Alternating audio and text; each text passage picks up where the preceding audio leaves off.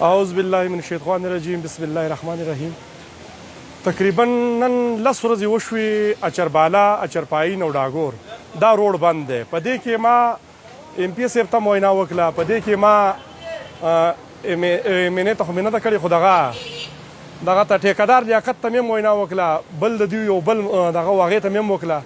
دوی د موږ سره وعدې وکړې د دروغو. نن قوم راوتلی دی او روډ په خپل ارته که نه، دا به سبا په دې باندې پیسې راغونډوي چې لکه مونږ په روډ باندې کار وکړو او په روډ کې هم ټریکټر ولګو.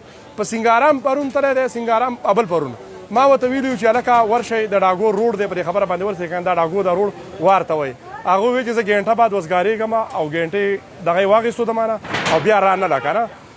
په دې اچربالا او په اچرپاینو په ډاګور کې د ماشومانو بیماران دي، ماشومان بیماران دي، ښځې ناروغه دي، خوراک خرچ ورته دغه شوی دی.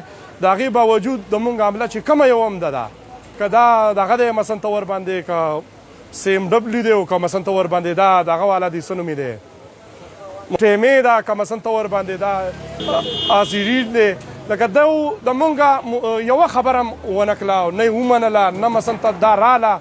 په کار دی وله دا وه چې دا راغلي وې د نور سیړونو چې څومره کارونه دي دا وشو او اچربالا اچرپاین او ډاګور دا پاتې شو. دا ولې پاتې شو؟ شکریه.